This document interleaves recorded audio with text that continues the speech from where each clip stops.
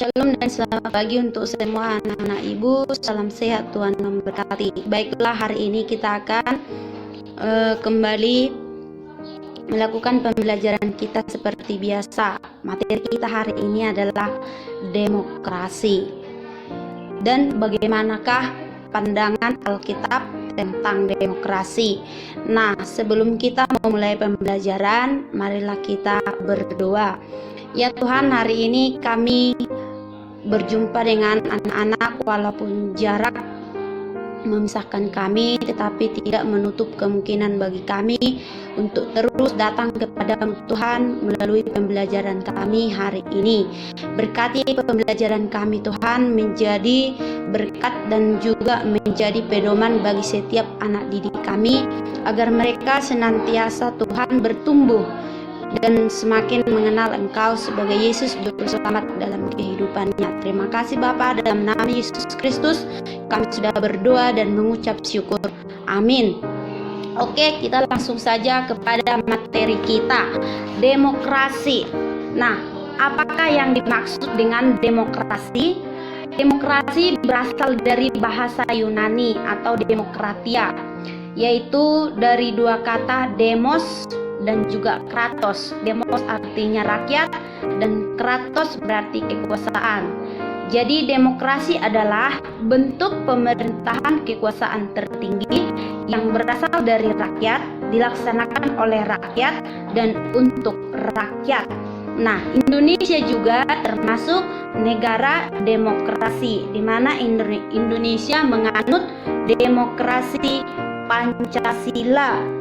Nah, demokrasi Pancasila itu adalah demokrasi yang mengutamakan musyawarah mufakat tanpa oposisi yang dilaksanakan berdasarkan Undang-Undang Dasar tahun 1945. Ibu kira kalian sudah paham sampai di sana karena kalian sudah belajar demokrasi Pancasila ini lebih luas dan lebih dalam mata pelajaran PKN. Oke, kita langsung saja masuk ke demokrasi sebagai wujud kasih Allah. Nah, ibu mau bertanya sama kalian, kenapa sih demokrasi itu sebagai wujud kasih Allah? Oke, bisa kamu jawab dalam hatimu masing-masing dan juga sambil memperhatikan dan mendengarkan apa yang ibu jelaskan. Nah, salah satu bentuk dari wujud kasih Allah itu adalah demokrasi. Karena satu, demokrasi itu bertujuan untuk membuat setiap kedudukan manusia itu sama. Jadi tidak ada di hadapan Allah itu semuanya sama, baik laki-laki mau perempuan, baik yang punya kekuasaan, baik yang tidak memiliki kekuasaan, baik orang kaya, baik orang yang tidak kaya, semuanya sama. Karena semua diciptakan dari gambar dan rupa Allah, dan tidak ada perbedaan dalam menciptakan manusia. Diambil dari debu tanah dan diberikan nafasnya. Kemudian yang kedua, demokrasi itu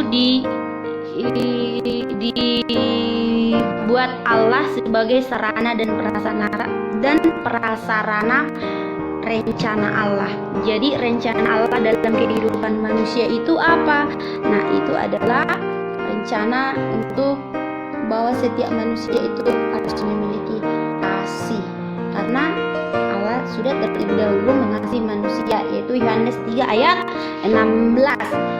Ibu kira sudah hafal itu Yohanes 3 ayat 16. Karena begitu besar kasih Allah akan dunia ini sehingga ia mengaruniakan anaknya yang tunggal Tuhan kita, supaya setiap orang yang percaya tidak binasa melainkan beroleh hidup yang kekal. Kemudian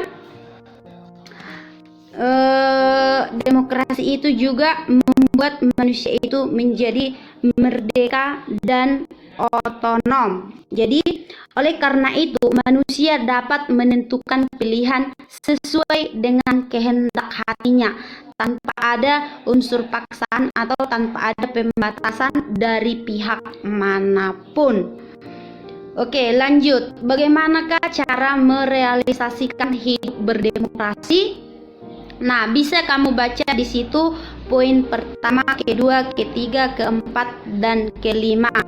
Nah, Ibu rasa kamu sudah paham. Tapi mengakomodasi rakyat itu poin yang ketiga. Artinya itu adalah bahwa demokrasi itu mengupayakan kebutuhan rakyat sepenuhnya. Kemudian lanjut, demokrasi dalam Alkitab. Nah, Alkitab juga menceritakan tentang sistem demokrasi. Contohnya 1 Samuel 10 ayat 17 sampai 27. Di situ diceritakan tentang pemilihan raja pertama Israel, yaitu yang dilakukan dengan cara undian atas persetujuan seluruh rakyat dan berlangsung di hadapan rakyat. Itu juga salah satu sifat dari demokrasi. Walaupun ternyata pada saat itu bahwa Yoel dan Abia tidak hidup seperti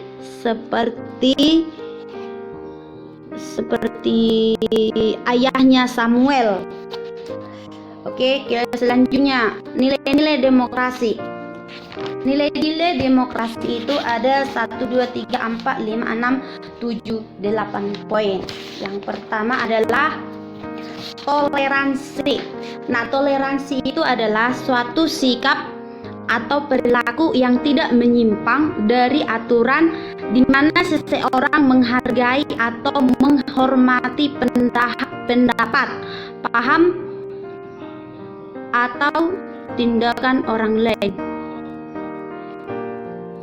Kemudian selanjutnya adalah kebebasan berpendapat. Nah, setiap orang memiliki hak yang sama untuk menyampaikan pendapat pribadinya, tetapi juga berkewajiban untuk menerima dan menghargai pendapat orang lain. Jadi, kebebasan seperti ini bukanlah kebebasan mutlak, sebab dibatasi oleh kebebasan orang lain. Kemudian menghargai perbedaan, mengakui dan menerima kenyataan adanya keberagaman dan perbedaan paham, pendapat, dan cara seseorang bertindak, namun menghargainya sebagai kekayaan yang dapat menyatukan masyarakat. Ini sudah kita bahas dalam multikulturalisme, kemajemukan. Kemudian keterbukaan. Nah, keterbukaan bagaimanakah yang dimaksud dalam nilai demokrasi ini? Keterbukaan dalam menyampaikan pendapat dan berkomunikasi merupakan sikap yang jujur dan saling percaya dalam kehidupan. Kemudian menjunjung tinggi harkat dan martabat.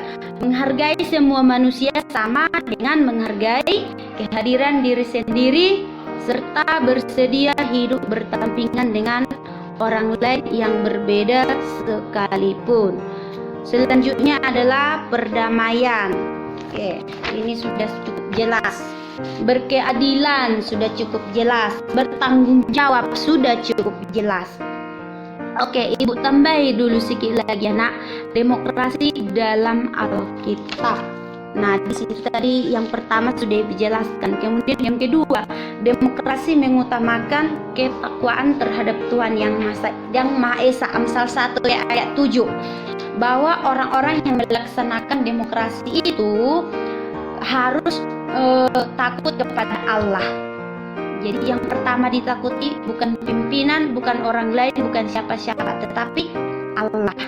Kemudian selanjutnya adalah bahwa demokrasi juga harus memberikan kerukunan dan kedamaian, sama seperti yang Yesus telah memberikan teladan. Nah, Yesus juga sudah memberikan teladan dalam Alkitab tentang demokrasi. Yohanes 4 ayat 7 sampai 10, di mana di situ bahwa Yesus bersedia dijamah oleh perempuan yang sakit pendarahan, yang dianggap najis oleh kaumnya. Jadi pada zaman Israel itu orang Samaria dan orang Yahudi tidak bisa berdamai. Jadi mereka itu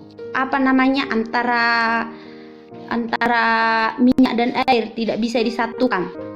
Tetapi coba kita lihat bagaimana sikap Yesus, tetapi dia menerima dan dia menyembuhkan menyembuhkan perempuan Samaria yang sakit pendarahan. Kemudian Markus 5 ayat 34, ya, di mana Petrus bersedia melayani bahkan membaptis Kornelius setelah ia memahami bahwa semua manusia sama berharganya di hadapan Tuhan. Kemudian ada lagi di Matius 5 ayat 7 sampai 9, nanti bisa kamu baca. Oke anak, demikianlah materi kita untuk hari ini. Jika ada pertanyaan atau hal-hal yang belum bisa kamu pahami, silakan kamu buat nanti diskusi kita di WA group.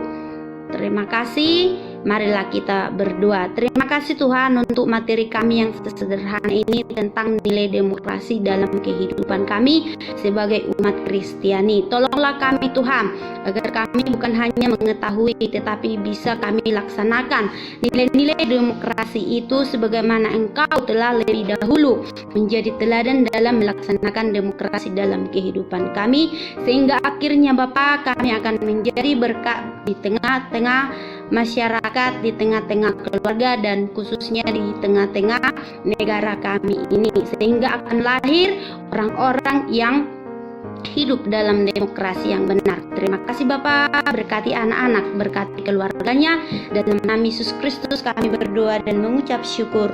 Amin.